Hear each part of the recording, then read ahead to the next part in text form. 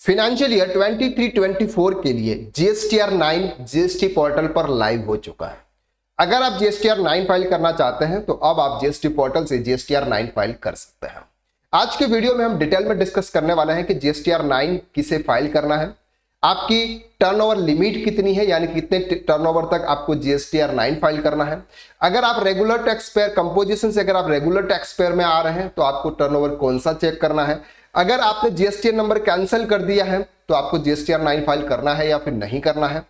और अगर आपने जीएसटीआर 9 लेट फाइल किया तो क्या कॉन्सिक्वेंसेज हैं वो भी डिस्कस करेंगे। और साथ में फाइनेंशियल ईयर 23-24 के लिए जो मेजर चेंजेस है वो भी आज हम इस वीडियो के अंदर डिटेल में डिस्कस करने वाला है। सबसे पहले बात करते हैं कि जीएसटीआर 9 किसके लिए एप्लीकेबल है। GSTR 9 applicable for every registered person other then following.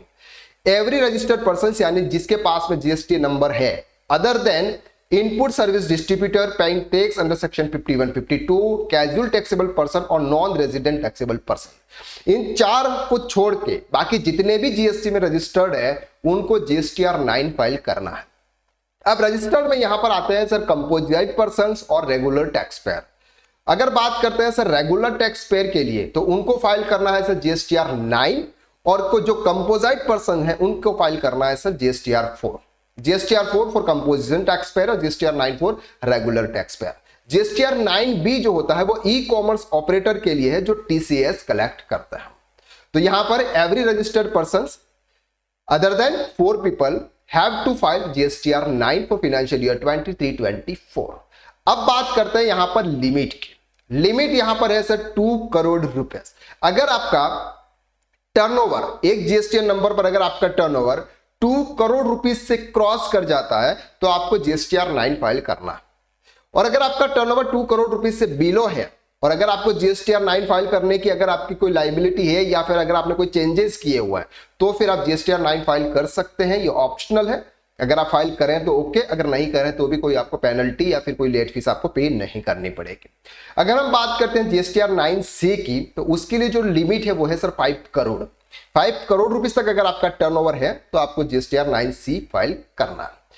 कुछ इंपॉर्टेंट रूल्स है उसको आपको ध्यान से समझना है। Nil annual return must be filed by person having multiple GSTIN and aggregate turnover 2 crore.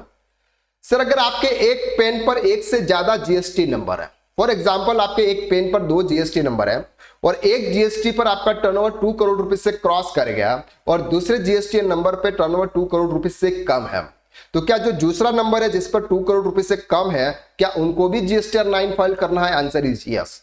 अगर आपका एग्रीगेट टर्नओवर 2 करोड़ रुपीस से क्रॉस कर जाता है यानी कि जितने भी जीएसटी नंबर है सबको मिलाकर अगर आपका टर्नओवर 2 करोड़ रुपए से क्रॉस कर जाता है तो आपको सभी जीएसटीआर नंबर पर जीएसटीआर 9 फाइल करना कंपलसरी है आपके।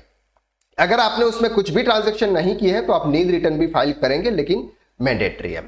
Annual return file by person GST has been cancelled aggregate turnover 2 crore.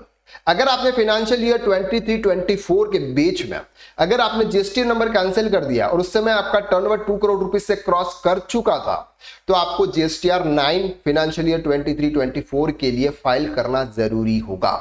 जब तक आप जीएसटीआर 9 फाइल नहीं करोगे तब तक आप जीएसटीआर 10 फाइल नहीं कर पाओगे, क्योंकि जीएसटीआर 10 जो होता है वो हमारा जीएसटी कैंसिलेशन का रिटर्न होता है, लास्ट में जो सबसे लास्ट में रिटर्न फाइल किया जाता है।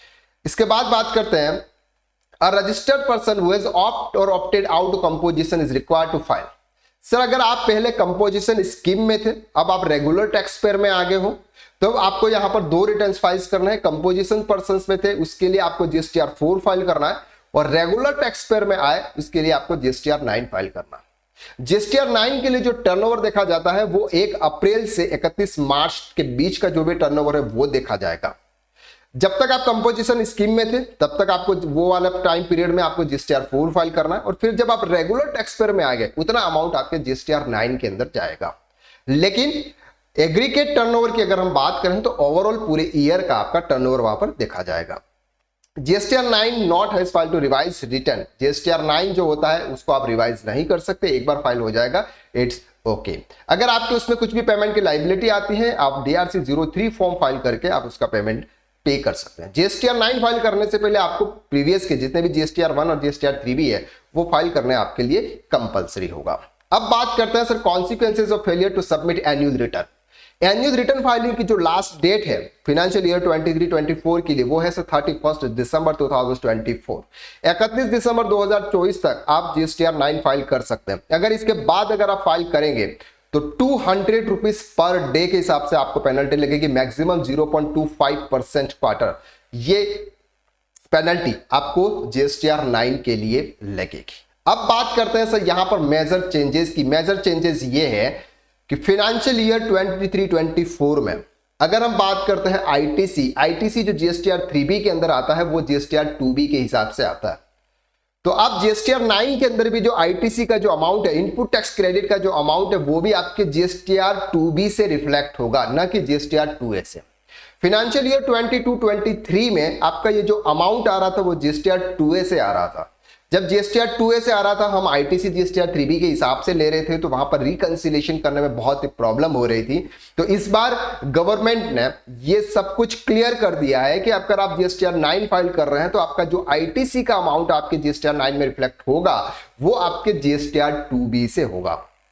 अगर आईटीसी GSTR 2B से आ रही है तो यहां पर आपको मैच करने में कोई भी ज्यादा प्रॉब्लम्स नहीं आएगी, इजी तरीके से आप इसको मैच कर पाएंगे।